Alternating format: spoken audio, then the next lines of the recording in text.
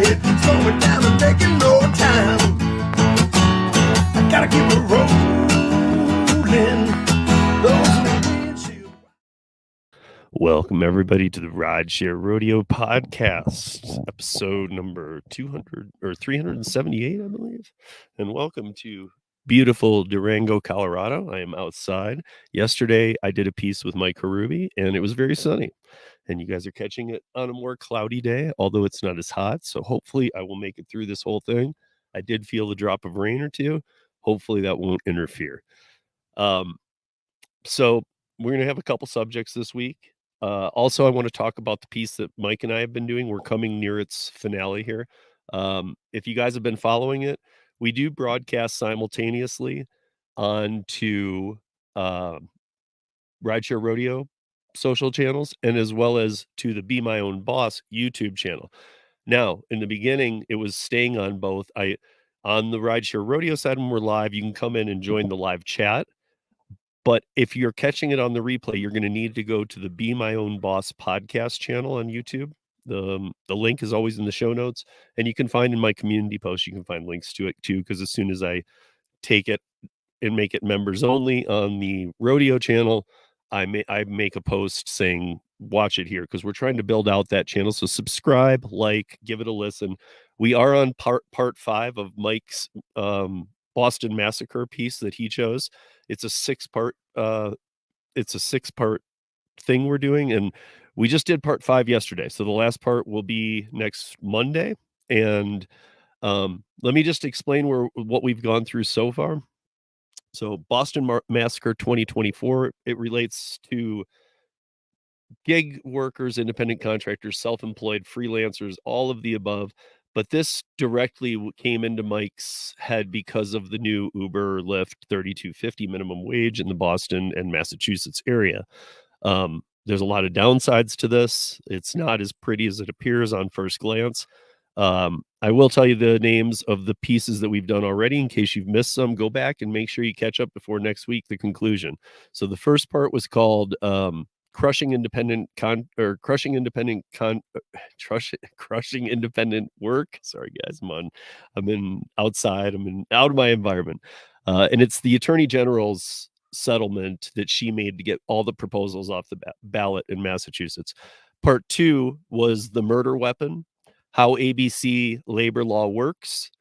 Part 3, tricks of the trade, how ABC labor law became a trap. Part 4, career theft ahead, damage from all directions. Part 5, unfixable law, choose to be your own boss. And that's where we're at.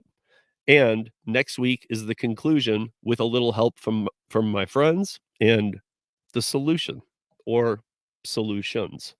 So stick with that. Again, Mondays, we're live at 2 p.m. Eastern, 11 a.m. Pacific every week. But next week will be the last of the 6-part series, and we're moving into some other things.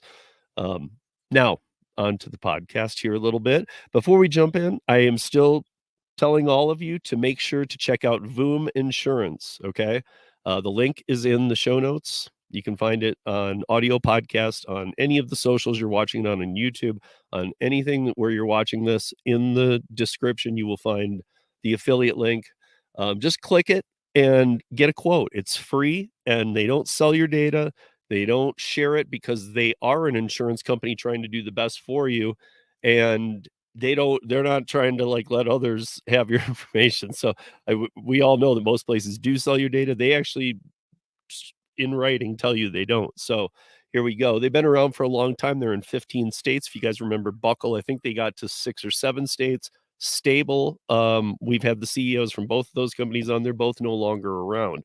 Stable was in Illinois and was about to expand out, and they had issues too. Insurance is a very dicey place for the gig economy to be, for good rates. And I think that too many, especially rideshare drivers, are not aware of how you're not protected. And so there's a lot of confusion. What I would recommend to you, because the Voom that I'm trying to get you an insurance quote on for free, no harm, no foul. Most likely it's going to cover, especially rideshare, but it's going to cover gig work.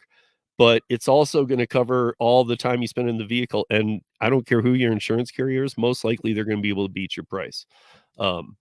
They are very aggressive pricing, and it's kind of a la carte. They actually tie into Uber and Lyft, and Uber and Lyft allow them to. Most apps say no third-party apps. Well, they allow them to because then they know how many hours in a month you spent in period 0, 1, 2, or 3 when doing rideshare, and how much of it, and then the rest was personal time, so you can be insured there. But they actually a la carte it to the point where they're going to save you money even if you're just carrying a personal insurance through most companies without any gig insurance. So check it out, voominsurance.com. Get a quote. And if you ride a motorcycle, they usually can beat your motorcycle insurance in 15 states they're in, by 50 to 60% of what you're currently paying per year. And especially for those of you who are seasonal or only use it on weekends, kind of not your everyday vehicle. Definitely can save you there. So let's move into some stories here. Got a few before the rain comes in. One we talked about last week on the roundtable, but I really wanted to bring it to you guys here. This Uber driver who delivered the 12 and the 13-year-old girls to a sex trafficker's home. This is a disturbing story on many levels, clearly. You know me, I don't talk about a lot of the violence in the gig economy, except for in an overall way, like, it's growing, or, like there's channels like Rideshare Professor and stuff. He pretty much documents all of this stuff. So if you ever want to go over and see all that, or you can just Google Uber, Lyft, DoorDash, any of them these days, and half of the news is going to be something happened to somebody. And it's just been happening a lot more and more and more, so be careful. But this story is very difficult because it relates to not only these two girls being trafficked, but the fact that Uber is aware that part of the sex trafficking, a portion, I want to say a decent sized portion, so I guess I'll just say that, a decent sized portion of the sex trafficking in the country, and not start to end, but like, A to B to help move them across the country kind of thing. So it's not like the full trip, but they're involving them without them knowing that they're being involved in sex trafficking. So Uber has become a bit of a commonplace for this. And, this is where I put it on you, the drivers. Again, I try and reinforce this as much as you guys know. You guys know I've been doing this for years now. And what I will say is I try to reinforce as often as possible the fact of, look, don't pick up teenagers. I know Uber Teen until last year, 2023, from 2009 to 2023, Uber did not allow unaccompanied minors. Now, Uber Teen is a thing. They allow it. However, it has to be a sub account of the parent's account, but it doesn't matter. That was just a tricky way of saying, well, we're going to start allowing this now, because they saw the revenue opportunities. They saw that kids who were turning 16 were not getting their driver's licenses at near the rate they used to since the pandemic. So they thought, well, let's forget about our old rules. Let's just allow this because we can train them into being like this. So I'm not for it. I don't think any of you should do it. If you call your insurance agent, you are not going to be covered. And a lot of people email me, and I always take these opportunities to say, people, I love the emails. I always respond. So if you have any questions, and if it's a quick comment, leave it in the comments. But if you have any deeper questions or things you would like to keep private, or something that might be longer that I can share publicly, which I would never share your name, but I would share the story if you allowed it, email me, steve@ridesharerodeo.com, steve@ridesharerodeo.com, and just and tell me. Because if you want to like have a conversation even about Uber Teen, because a lot of people say, well, Uber Teen just launched in 2023. It is legal because Uber's doing it. You guys need to realize something. Uber Connect is launched 3 times in the United States.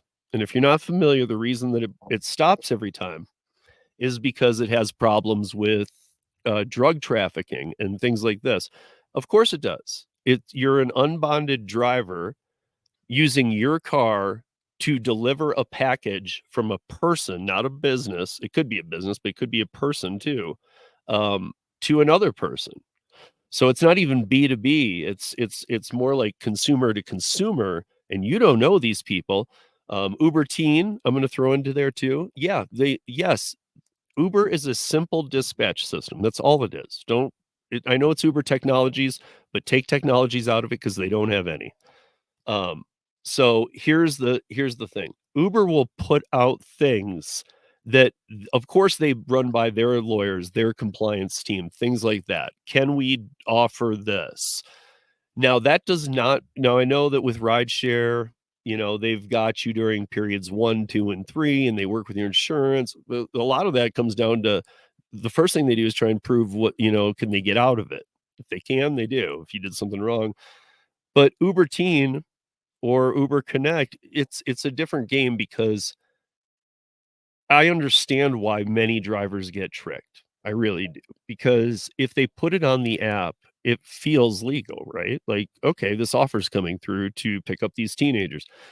Why would Uber allow that? And their attorneys wouldn't allow that. Their attorneys, again, they're a dispatch company. Their attorneys are allowing them to take offers from teens and present them into a marketplace where a group of drivers, i.e., all of you, are going to compete for that business. What they don't tell you is and this goes to everything, they don't tell you you need to be specifically insured to drive minors. And here's where I'll challenge you, because I know a lot of startups that did only driving minors. They all went under except for the big one.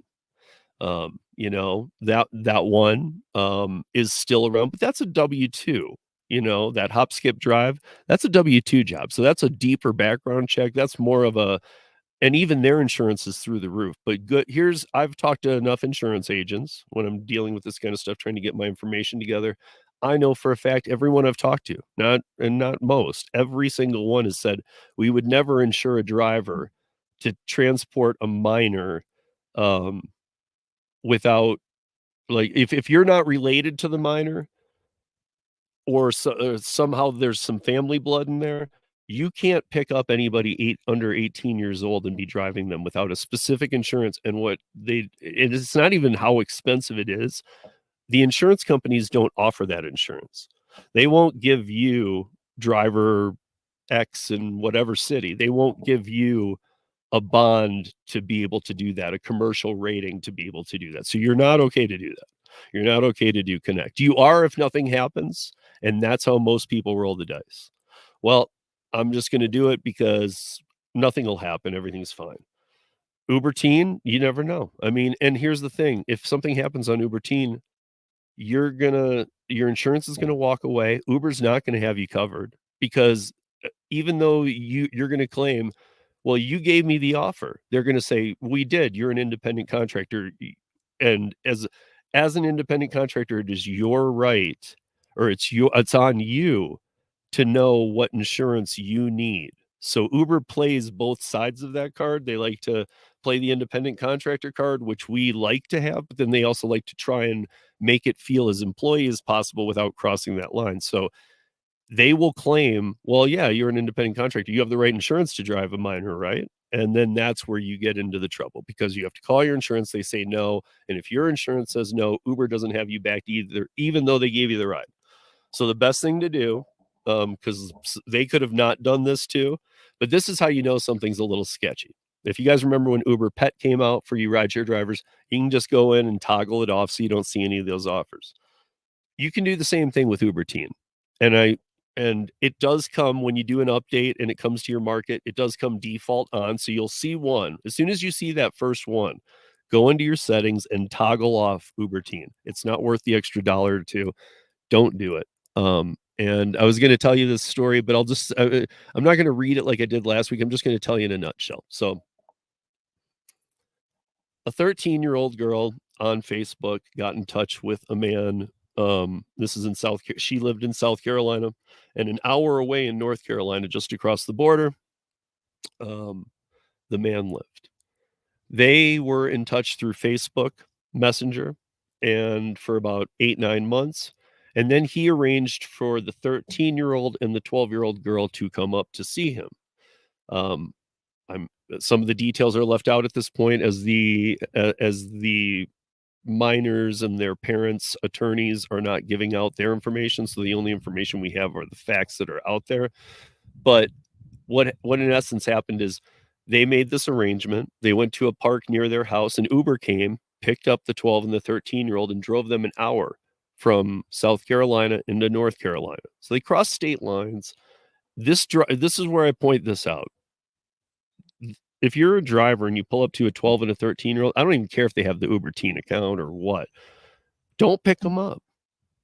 You know how many things can go wrong? And it did. And and I'm just going to nutshell it again. So he gets them to his house. The Uber driver drops them off.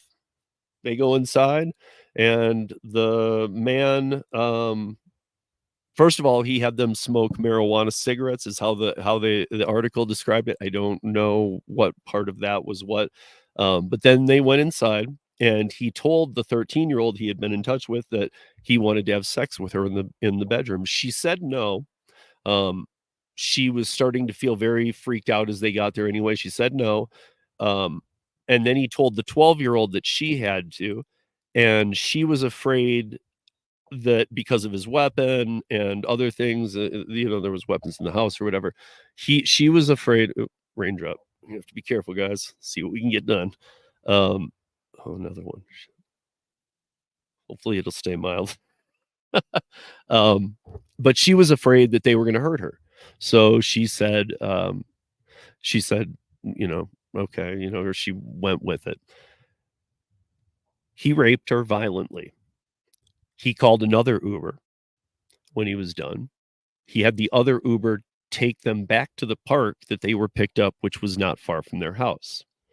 At this point, they get there. The Uber driver drops them off, another hour back, and the mom is waiting in the park. Now, so obviously my thought, because again, we don't have all those details yet, but my thought is they just told their mom they're going to the park or out with friends or whatever, and the mom knew that was the last place they were because they got back late, and she was at the park waiting for them and actually chased down the Uber driver, and he said, I don't know anything.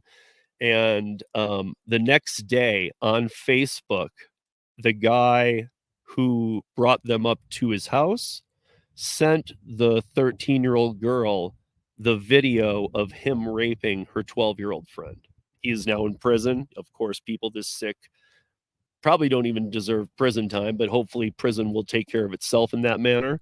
I'm not even going to say, bless his soul, or, I hope the afterlife takes care of him. This person doesn't deserve any of that. So if it keeps raining, I'm going to have to go in. Oh no, this could interrupt the stream.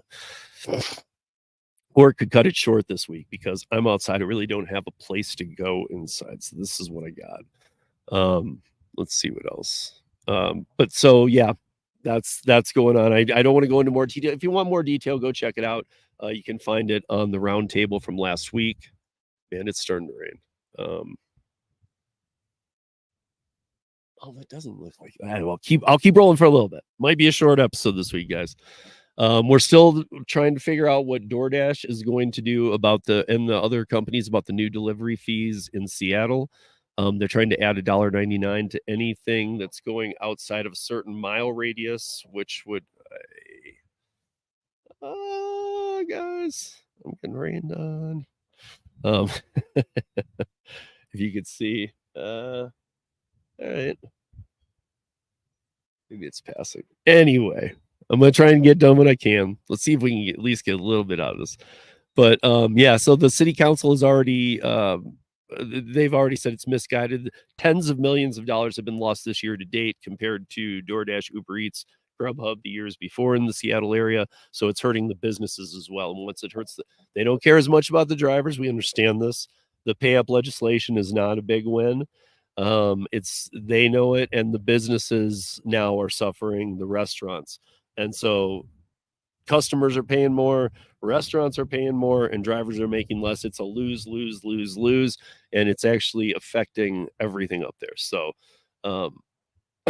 yeah, real mess, a real mess. Guys, it's raining on me pretty good. let me make sure I get in a couple plugs at least this week. So Display Ride, guys, the dash cam that uploads to the cloud. So, heat, somebody grabbing the dash cam, none of that matters because you can pull the footage no matter what happens, even if the dash cam were broke in an accident. But you definitely want to cloud upload these days. Those SD cards do not work. I can tell you firsthand. I've had 2 other dash cams other than Display Ride, and both of them had malfunctions. And when I went to retrieve off the last unit I had, the SD card had melted, but the whole time it was showing recording on the camera because it does. It's in record mode, but the SD card was dead. It didn't alert the system. So we need the cloud upload. It's becoming very crucial these days. So check it out, displayride.com. If you use code rodeo, you will save $5 a month, and their service is completely worth it. I've been using it for 3 years. If you have any questions, steve@ridesharerodeo.com. It's wind's picking up too. Can you guys hear that? For you audio listeners. And then legal rideshare too. I wanted to tell you guys and make sure we got that in here before in case the rain really picks up, because it could be a short episode. But legal rideshare, you guys, this should be just in your phone. Hopefully, and here's the pitch for legal rideshare. Hopefully, you never need them. But if you are ever in an accident doing any gig work, not just rideshare, any gig work, you're hurt delivering food to somebody's house because their porch light's out. You get hurt leaving a restaurant, anything like that. So it's not just food delivery, B2B, last mile, shopping, Instacart, Walmart, Spark, all those, any apps. If you are hurt at all, contact Legal Rideshare, legalrideshare.com, and they will give you a free consultation. They will talk to you for free. And even if it's not them, they will send you in the right direction, and they are the most experienced in the country at working with and helping the gig workers. So you hear that wind really kicking? Yeah. Okay, so let me see. What other story can we get in here? I feel like we knew a storm was coming in and it just didn't. So I was like, okay, I'll go outside and do it. But inside was too noisy. So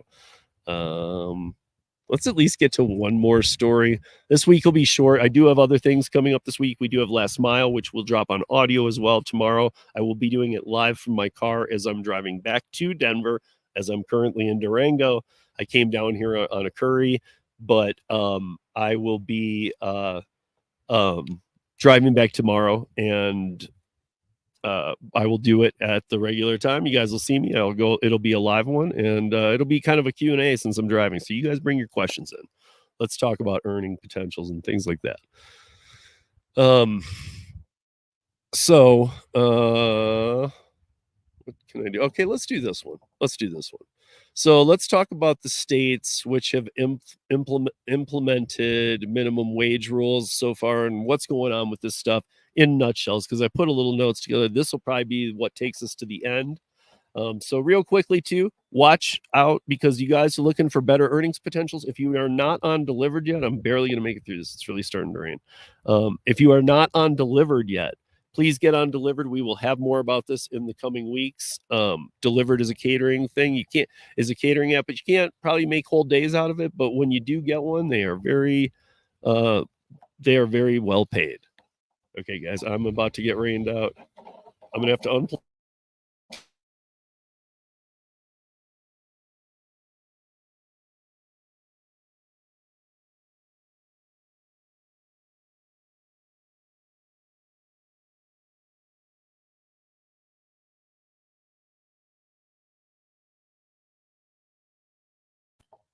All right, guys, I'm going to try so hard to get through this, even though it's really raining now. So New York City enacted the first minimum wage for rideshare drivers. The City Taxi and Limousine Commission established a per-trip payment formula to ensure drivers can earn an hourly rate that equates to the city's $15 an hour minimum wage. Based on a typical ride, drivers could expect to earn $17.22 per hour after expenses. It's higher than the city's minimum wage because it accounts for the payroll taxes and time off that drivers rather than employers must cover themselves. That pay rate took effect in 2019. Now it's also not just active time, it's also for the just on time, and it has led to most drivers not being able to get on the platform. So there's a lot of downsides here too. New York is in a legal battle over a second law that would set a similar minimum wage for app-based delivery workers. The New York City Council established a $17.96 per hour minimum wage for delivery drivers, which doesn't include the tips. The law was set to take effect in July, but was put on hold after DoorDash and Uber and Grubhub filed lawsuits. So that's on hold, by the way. Seattle requires ride-hailing apps to pay drivers the equivalent of city minimum wage after expenses. In 2023, the city's minimum wage is $18.69. Like New York, the city created a formula that sets per minute and per mile rates. The rules took effect January 2021. In 2022, the city passed a second law establishing a minimum wage for app-based delivery drivers working for companies like DoorDash, Grubhub, and Instacart. The law requires companies to pay a minimum of a $5 per delivery fee and sets a per mile per minute for delivery drivers that are equivalent to the city's minimum wage for large employers. The law is supposed to the law took effect in January of this year. So far, not doing that great. California, we know they have Prop 22. Prop 22 finally went for its final hearing, and will be kept in the it did not violate California Constitution, so it will be kept. Guys, I'm losing it here with the rain. We're gonna make a half hour out of this one. That's gonna be it. But we'll have the round table. We'll have last mile. We'll have 13 on Saturday. Lots more coming up this week. Just stay tuned. But yeah, it's coming down to me. I'm doing this for you guys. Doing this for you because I don't miss a Tuesday drop. So the California Supreme Court, we've got that. That's done. That's put in the past. Washington State passed a statewide law raising rideshare driver pay, including kind of like Seattle. What's next? What's next is Minneapolis. August 17th, the ordinance goes into effect. I thought it was August 1st, and I told you guys that. That's why I wanted to get to this story. It's August 17th. So we are 11 days out from the new Minneapolis rideshare driver pay and how it will work. And we're going to see if it plays out like the other states, because in the other states, it means less customers, higher rates, and yes, the active time hourly minimum wage that to me is just, if that's why you're doing this, just go get a job, a W-2 job, because that's what they thought of it too. Yeah, just go get a W-2. But yeah, I mean, like literally, it just always causes less rides, too much money to the customers. And you have to be active to make the minimum wage. So if you work for 3 hours but you're only active for an hour, you're only getting paid for an hour. Unless you make a lot of tips. So I'm a hustler. I'm of that mentality that if you want to be in this space, you got to hustle. So I know I just was trying to cram in a lot there, you guys. You can see by the weather, you can hear the weather. This is no green screen. I got to call it. But Rideshare Rodeo and all gigs. And I'll be back next week. We're going to have a lot to talk about next week. I'll be back in my home office. I'll be back there actually tomorrow. But next week, I have a big show planned. So don't miss it. Drops every Tuesday on Audio Podcast. Thank you guys, and be good, be safe, and earn smart. Driver snapping at the tempo, playing perfect rhythm with the song on the radio.